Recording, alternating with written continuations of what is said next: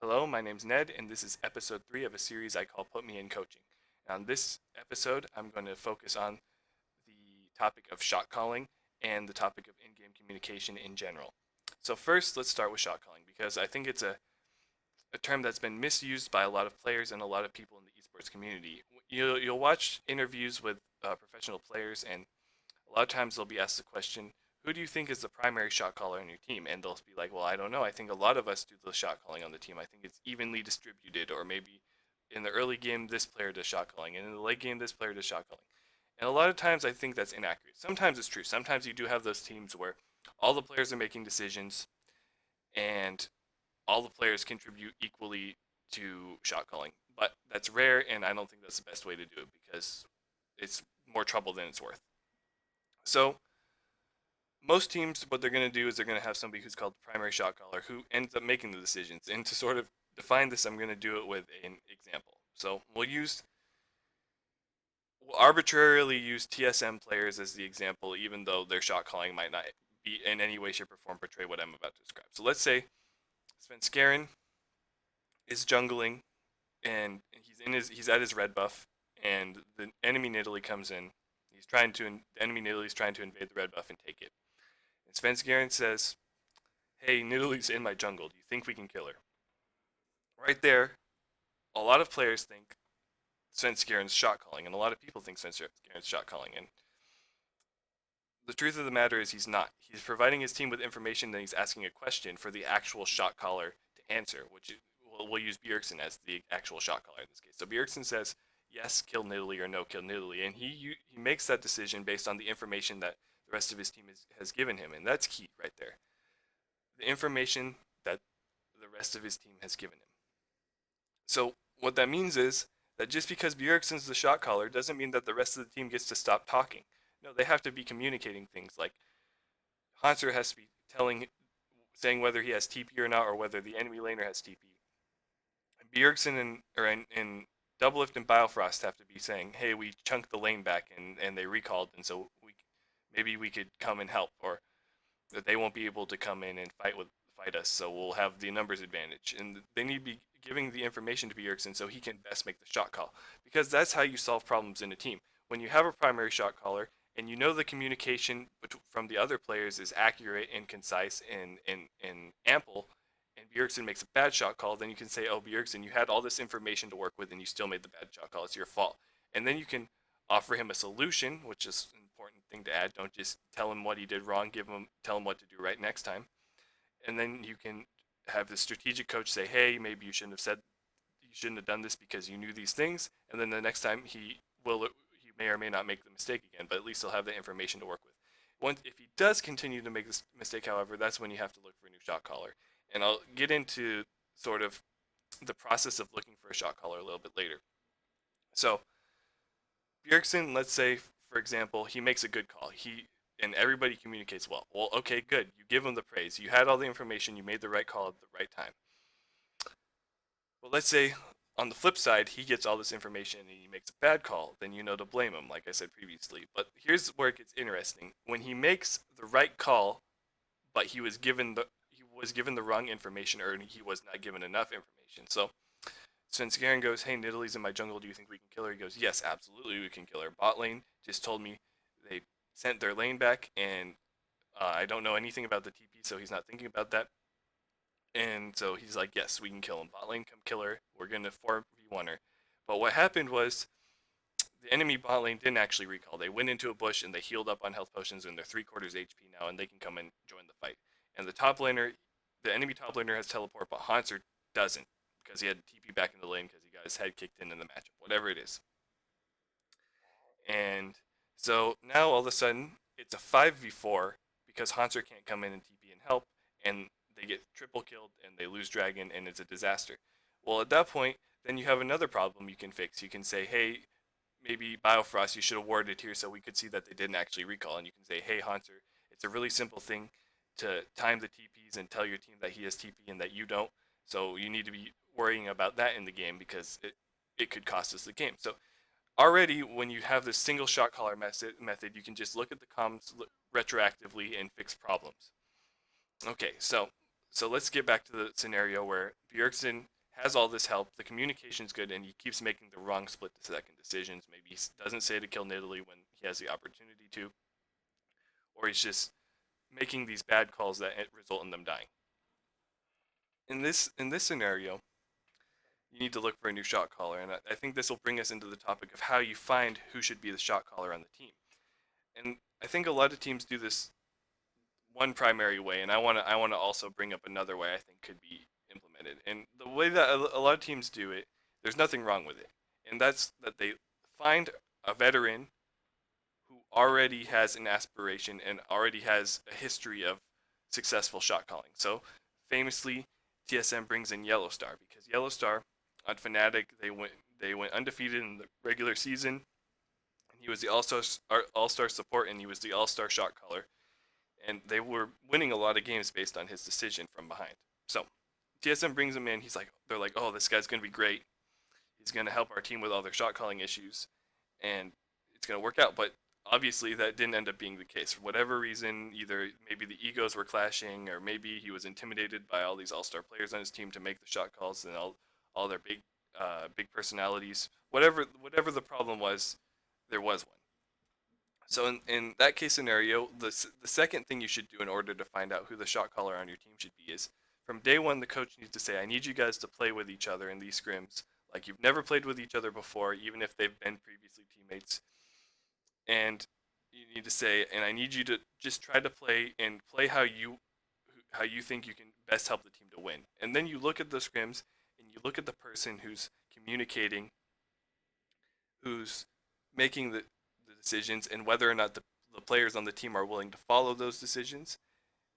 Also, whether or not the decisions are correct. But I think the first 2 points I brought up are much more important than whether or not the decisions are correct. Because if they're making the decisions and they're willing to take that responsibility upon themselves, and they're the players are willing to follow those decisions, then you already have the two big hard problems out of the way.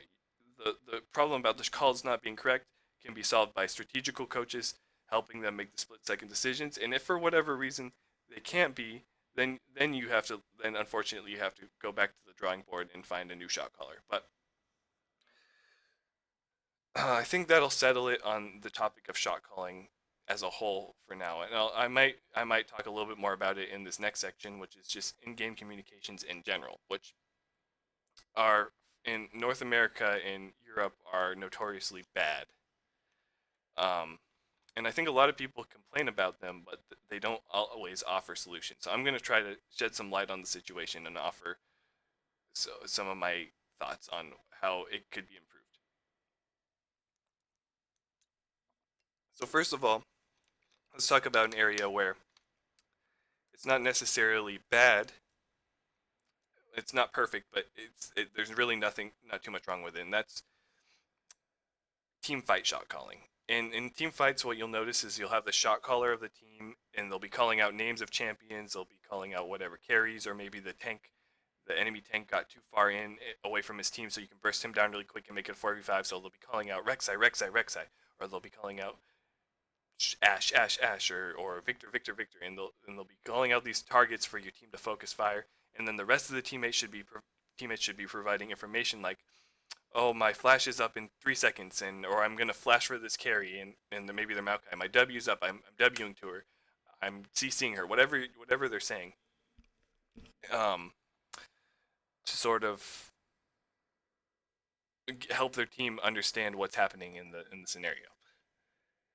So, as far as that goes, I think team fights are happening so quickly and so many split second decisions are being made that there's really nothing wrong with it right now. The one thing I could say is maybe the shot caller shouldn't be calling out the champion names 3 or 4 times because that's muddied comms where other information could be being said like cooldowns and other teammates could be communicating things to the team.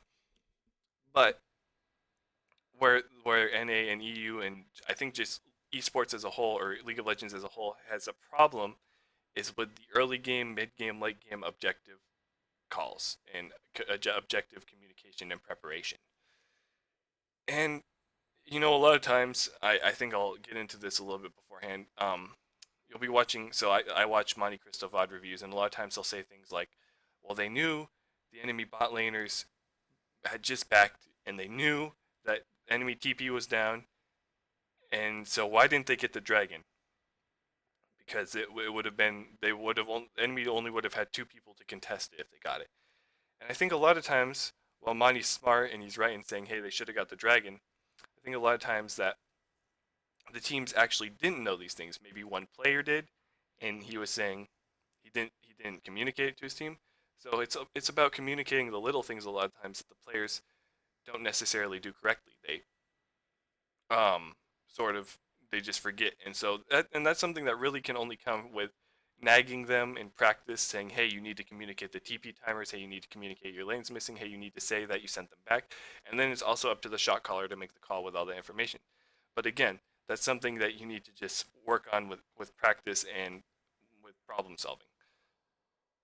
So what you can work on as just with bringing in implementing sort of strategies is, first of all, communicating objectives before it's actually time to get them, which I think is, it seems like it's a foreign concept to a lot of the teams if you ever watch them play. It seems like they had no idea to get this. A lot of times it seems like they had no idea to get this objective until the moment the opportunity presented itself, until the dragon spawned or until the baron just respawned to go get it.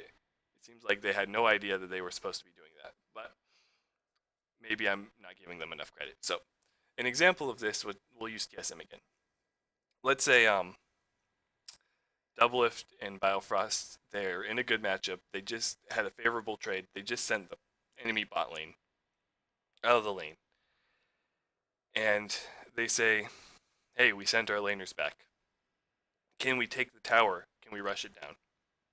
And then it's up to Bjergsen to say, yes, rush the tower down. And of course, Doublelift and Biofrost are going to be already banging on the turret as they ask, hey, can we knock it down? They're not idiots. I'm not arguing to completely neuter the players from any decision making at all. But what's important is this next part. They say, after the turret, I think we can go to dragon. And then it's up to the shot caller to say, yes, after the turret, go dragon. And then it's up to Bjergsen to say either to get the vision on the dragon or to start the dragon altogether. And this Biofrost knows based on what Bjergsen says to either to go ward the dragon or go start attacking it and go help the team take the dragon. And so already you're thinking two objectives in advance, or an objective past the one you're currently doing. And so that's already going to give you an edge on other teams because you're thinking already two steps ahead. Now, another thing that I think teams could benefit from is shorthand. And when I say shorthand, I'm going to clarify. I think from day one, teams should pull together their knowledge and they should have a list. They should put it on a whiteboard or maybe a Word document that they put up on a big flat screen, and it says all the things that players often call in a game. So when their lane's missing, when their cooldowns are up, when enemy cooldowns are up, whether or not they think they should go to dragon or get dragon vision. You put all those things down, and then you put next to them a shorthand version of that. So let's say um, we need to get dragon vision because dragon spawning in 3 minutes. So Bjergsen, so rather than saying that whole thing, he could just say, and I'm just making this up off the top of my head, drag vision in 3. So which means get the dragon vision because it's spawning in 3 minutes. And maybe that's a bad example because it could be confusing to the players. But whatever it is, it doesn't matter. As long as the team understands what it means and it's clear and concise and short, it's going to help unmuddy the comms. First of all, you're getting more information into the players' heads in less words, and you're and it's allowing other players to get information in because all that time you spent saying something else could have been occupied by another player feeding you more information. All right. Also on the topic of shorthand, it's good for foreign players because you can bring in a translator and you can have them translate what this shorthand thing means. So maybe you have a shorthand that's ABC, and I don't know what it means. Maybe it says maybe it means set up for a Baron bait, right? And so you say ABC, and then automatically somebody like who doesn't maybe speak good English, so maybe Piglet knows because he had the Korean translator. He knows, hey, this means set up a Baron bait. We're gonna get the vision down, and we're gonna wait in a bush, or we're gonna start the Baron, and we're gonna wait for them to come try and stop us, and then we're gonna team fight them and ace them, and then take the Baron and then win the game.